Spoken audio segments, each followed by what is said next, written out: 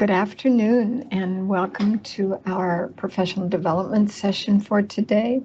I'm going to invite you to go into the Padlet link and follow the instructions, locate a visual that has meaning for you and post it on the Padlet. We'll come back and look at them in just a moment.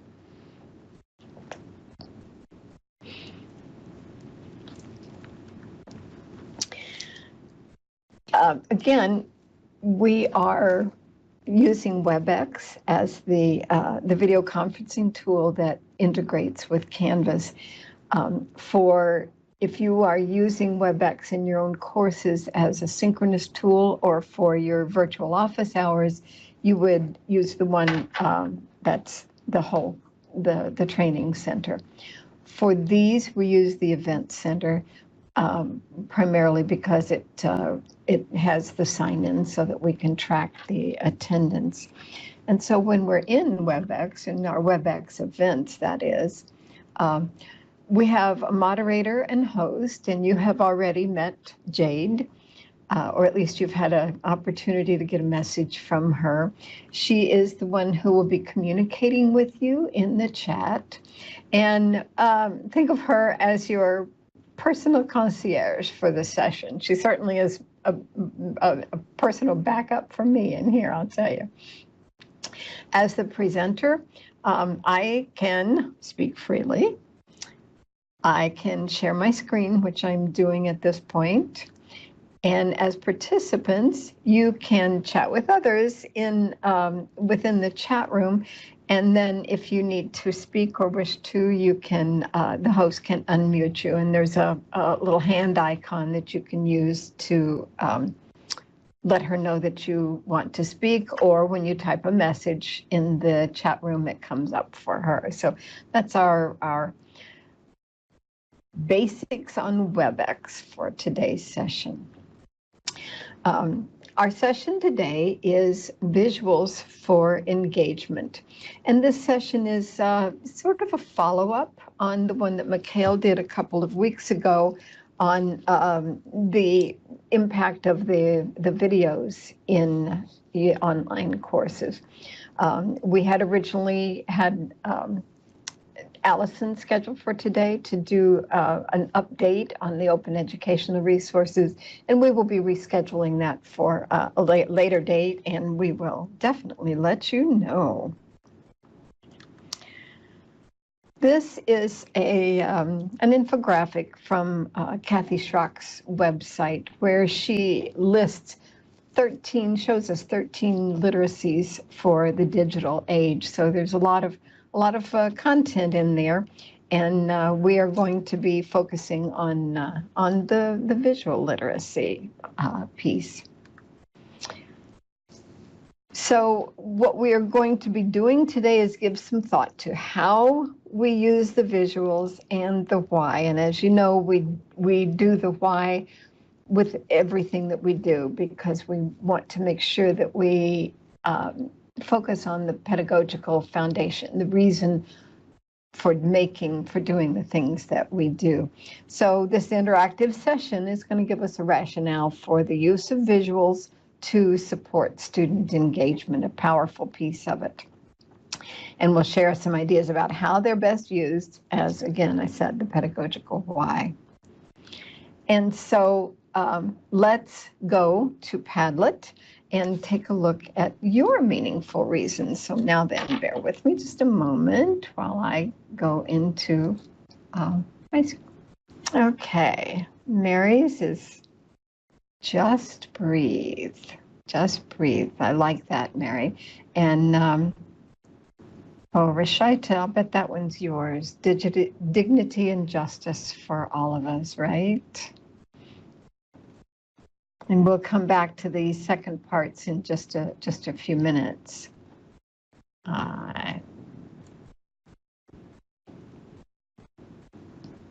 Okay, so the things that we, oops, that didn't work. So the things that we feel are important messages. I love the little dachshunds And let's see what else we have here. Nicole, oh, the dachshunds are Nicole's. They're sweet. They're sweet. Great. And we'll come back to these next two in just a few minutes. So please continue to add them. Looks like we have another one coming in up here. Oh no, that's Mary's just breathed. Okay, so please continue to add meaningful images over there, and we'll come back to that and take a look at thinking about the elements that are important in those. This reference, even Christensen, it's an older reference, and it was from a conference on visual literacy.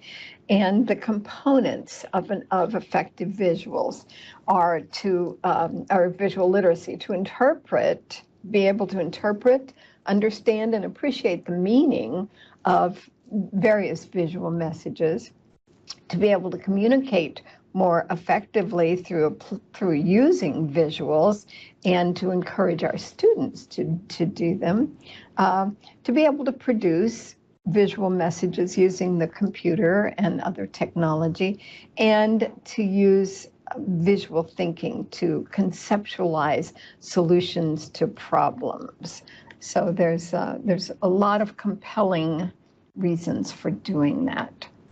This next one is an Ansel Adams image, and it's almost an iconic one of his. It's beautiful. It's Mount Williamson, and that's part of the Sierra Nevada mountain range in California. And it's a beautiful image. The clouds on top of the mountain range and the sun's rays going through there with the rocks in the foreground. It is a beautiful image, and represents typical of Ansel Adams' incredible landscape photography. However, and one of the authors that we read, Baker, talks about thinking about what else is going on here. Media literacy invites us to consider what's outside the frame, what we don't know, what was around the photographer or the person who created the image, and what were they trying to share. So unless you've studied Adams and his images, you would not have known otherwise that this image was the view for the Japanese Americans who were detained during World War II in an internment camp in California. And the internees were allowed to go outside just to collect some of the smaller rocks for their gardens. So knowing that, does that change the way you understand or feel about the photograph? It truly is still an iconic image of Adams, but it puts it in a different light when you understand that. So the next one I have, and I'm going to go out of this because there's a link here that I want to share with you for a infographic.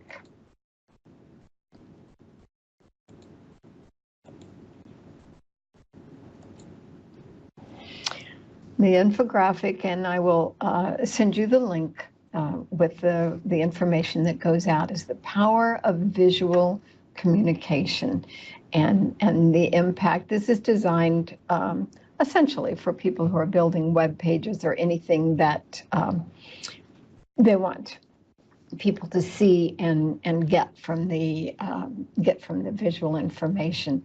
So they start by giving us examples on a lot of different types of visuals that come into our brains daily, bombard our brains. The power of visual communication. So what is it? Describes information and ideas that can be in format that can be looked at. Objects, models, graphs, maps, tables, photographs, videos, all kinds of a huge variety of different types of things that we are literally bombarded with on a daily basis. So is it effective? Something's happening. We're looking at the world not so much through words, but through images. And I love these statistics. We see this type of a chart or graph often.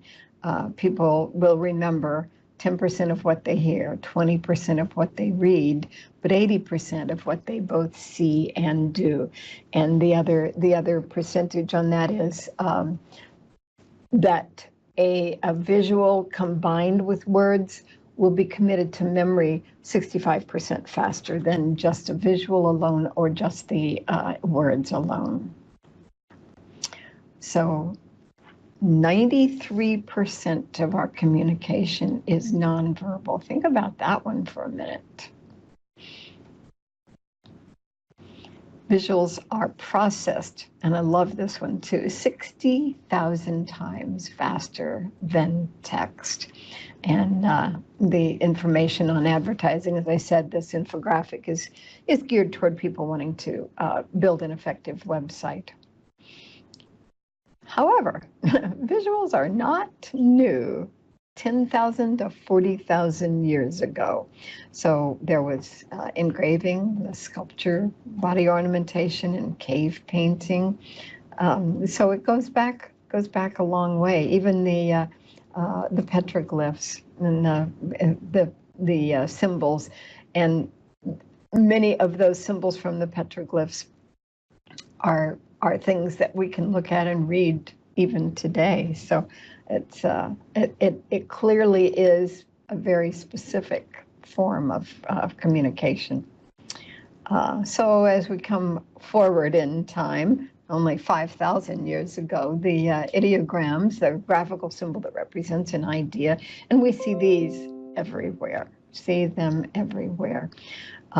Interesting concept, which I typically don't think of until I see it somewhere in a document like this, that the Japanese, Chinese, and Korean characters are actually a graphic, a visual representing a combination of words. I worked with a young lady and was fascinated with it, with how one of those symbols can represent like a whole sentence or perhaps even a whole paragraph.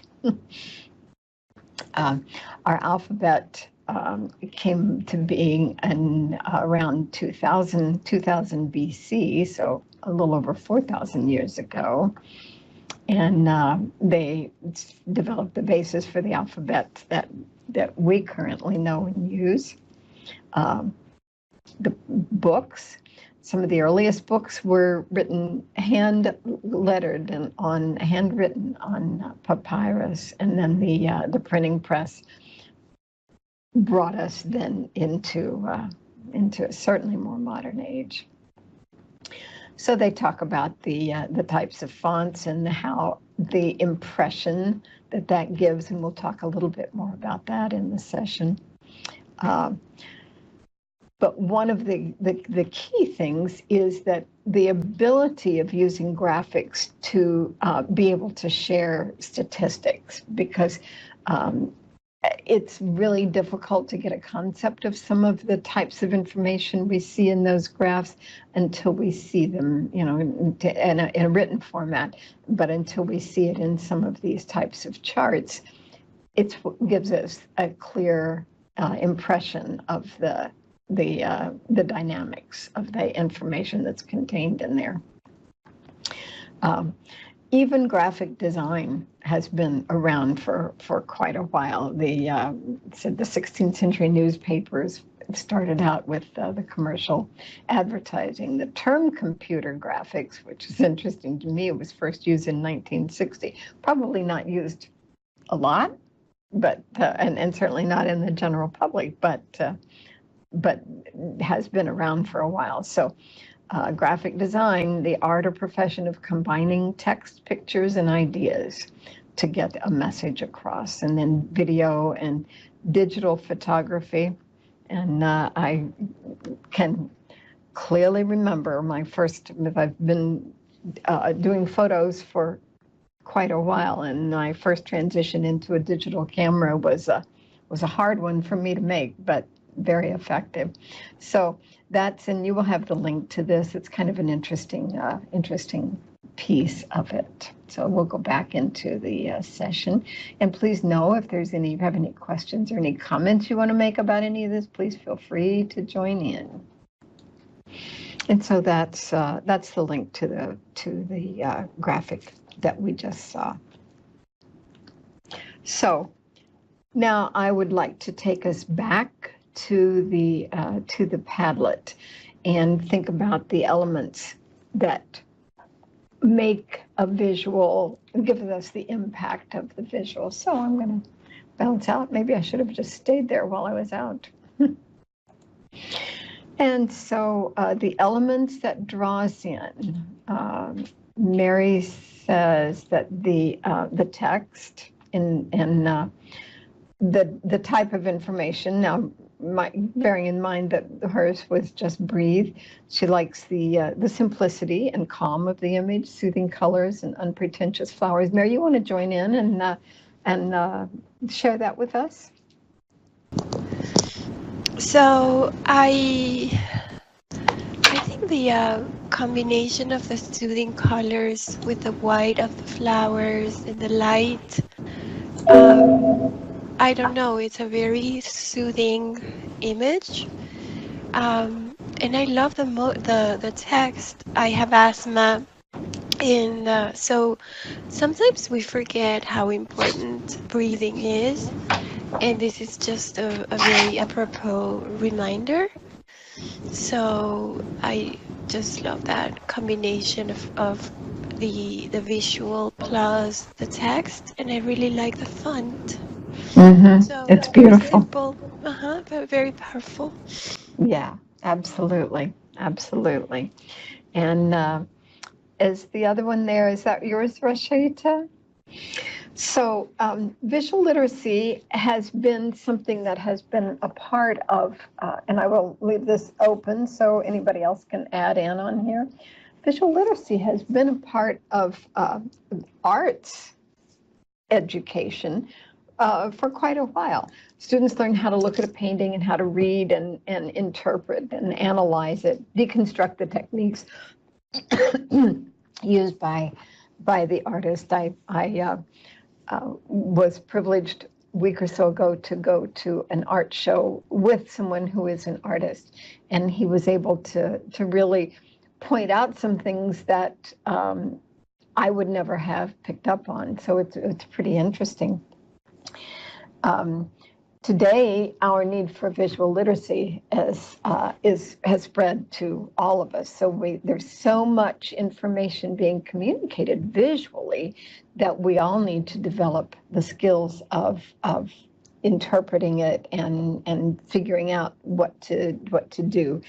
Plus, as we're planning on visuals to use in our course, we also need to focus on things with a specific purpose, things that are going to accomplish what we want to accomplish within that, create messages. So it's up to us as educators to learn how to teach with and about the images and to help our students understand the language of the images.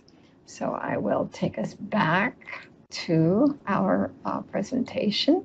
And so let's talk for just a moment about the elements that draw us into a visual. So the emotional aspect of it is a huge connection to learning, and we'll be talking more about that in our session next week about the affective component and how you really can't separate the affective from the cognitive. The image itself that we choose has to be compelling, and this part of this goes back to the dual coding theory and the fact that the words and the images together are what cement the ideas into our memory. And so again, the connection between the images and the text, giving us that a visual to grab onto, while we can connect with the text, the words. the story behind it is also an important piece. Is there a story, and does the visual connect us to that story and support it? Making the connections, again, in the scaffolding type of thing, making the connections between the new learning and that which we already also have in our memory banks. So how do we make those connections with it? This next one is one that can be a challenge to use, but appropriate humor in your course, in your presentation, adds another whole layer to the learning, and it also serves to make it stand out in our memory. And then there's also a part of trying to incorporate as many of the senses as possible through the elements. So we're going to talk about, and this is some research from another article that I found about the design elements of visuals and how to, what we need to do to put them into our courses. And of course, the first one, well, no, this is a quote. Linnell Burmark has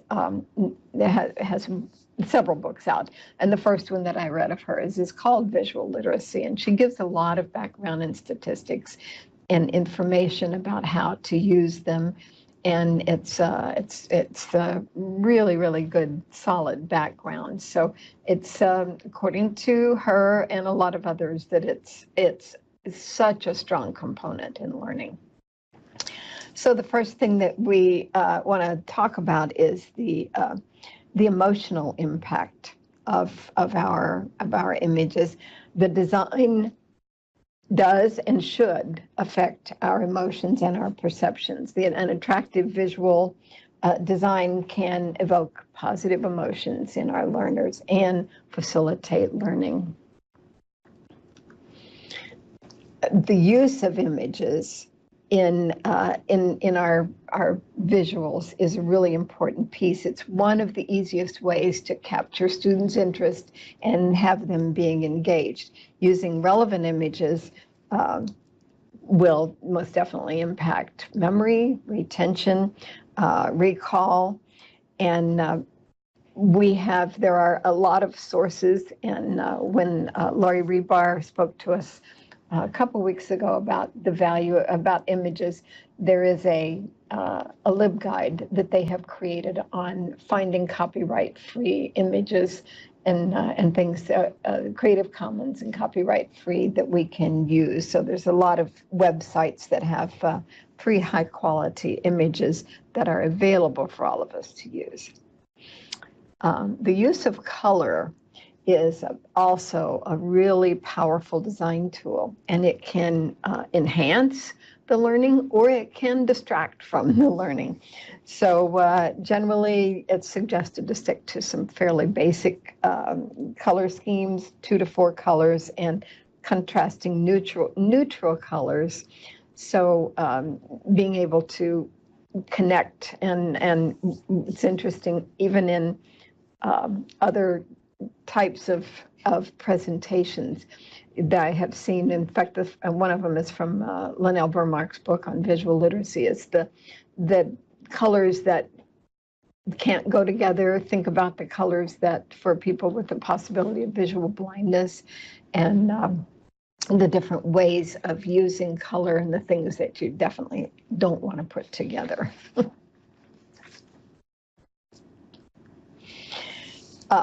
So here's an example of use of quite a few of the visual design elements. The one on the left is a typical PowerPoint slide, and yet when they made several conversions, several changes in it, they've incorporated a lot of the design elements, the idea of less is more. Online environments that are busy are confusing, and it's hard to figure out what you're supposed to focus on. And often when you see a slide like the one on the left, you will also hear someone reading it to us. But so the change for that particular content information shows an effective use of the fonts, even with the changing the this in front of this organization emphasizes that component. This also uses its effective use of white space and the whole composition of the phrase, the emphasis in there, and clearly the use of images that gives us a very, very clear visual for that. So now I am going to invite you to let us know, open your mics. What's the takeaway? How can you make changes in your content, or what can you add, or what can you change and do? So this is your chance to speak up. I'm waiting for a signal from Jade that we have someone wanting to jump in here with us. Nicole said, I really appreciated the emotional component discussed. And we'll have a lot more content on that particular topic next week. The whole emotional aspect. We can't teach without using the affective. Lisa Desero has a question. Who does? Lisa? Oh, okay. Lisa, you're unmuted. Hey everybody. Can you hear me? Yes, ma'am. Thank you. So I think for me, the visuals, I make connections to when I was an elementary school teacher, and presenting a visual to an elementary school student right up to higher ed all has the same impact. I like using them to help the students make a connection between their own experiences and the content that we're focusing on. And some of the things that I do to make sure that I'm choosing the right image is to really take a look at those objectives and consider my students at that moment and where they're at.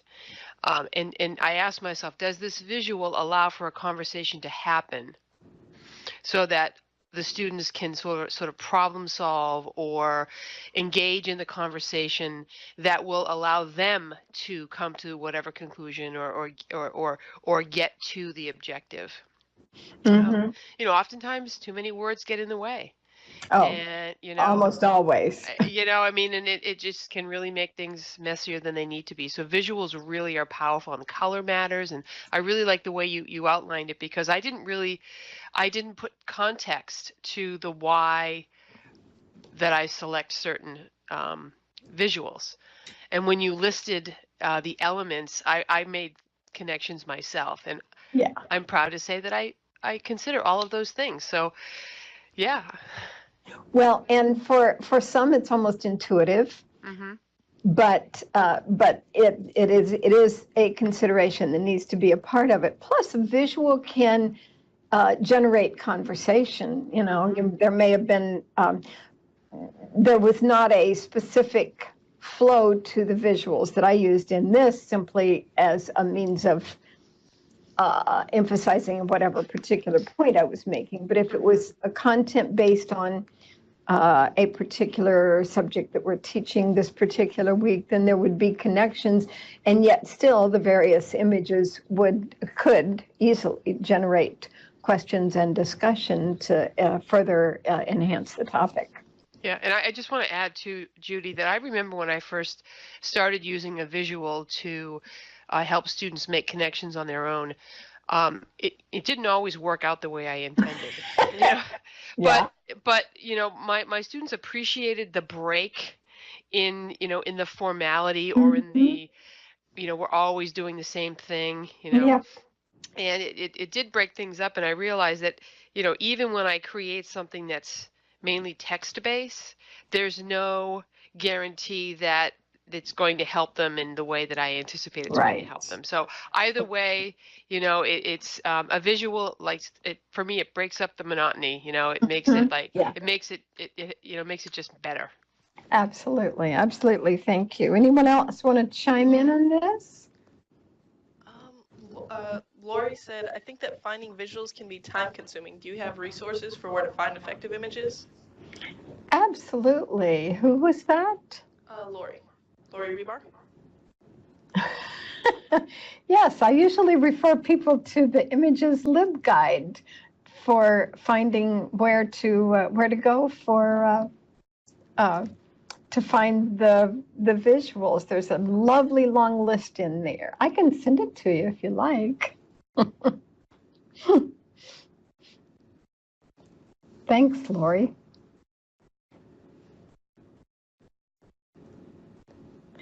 One of the suggestions that I've ran across is that a course presentation should ideally have fewer than 15 words per slide. I didn't count them, but I suspect I have more than 15 on some of mine, but I do try to avoid that. It's the connection. Yeah, thanks for Shaita. Yes, yeah, it helps us keep ourselves focused on what we need to say, and you can clearly put the rest of all that text down in the notes page at the bottom and figure out what to say. Yeah, Mary, humor is indeed a great strategy. Used with caution. I am not particularly good at that, but and a lot of people that use humor in the face-to-face classroom can use often do use a different type of humor that you have to be really more careful about in an online, because of not knowing who's going to be watching it and what their background is and what their perceptions are, the type of humor. So it certainly has to be, it certainly is extremely effective and used with caution, carefully. Thank you for those. Anything else? Yeah, absolutely. Anything else? Okay, so I am going to let you know, here's the first page of the references, and this one, Linnell Burmark's first book, Visual Literacy, was in 2002, and then They Snooze, You Lose is a whole book on using visuals in presentations, and the Christofferson is the one that it showed the different types of the purposes for using them, and then visual impact in teaching. And then I have another page of some additional references, including Kathy Schrock's guide, Visual Content, and the infographic. So that's our links, and this I will send you the link to. I will send you all of the reference list, as well as we'll set up the link again to the presentation itself. So next week we are going into more depth on adding effective components in the higher ed classroom. We will have updates on the following week, April the 9th, updates on teaching in the digital age, and then the 16th, on another visit by our library resources, and they're going to be sharing with us information about Credo and their new reading list that's coming up. So please feel free to reach out if you have any questions or comments or want to add anything. And thank you for joining today. I appreciate it. Thank you.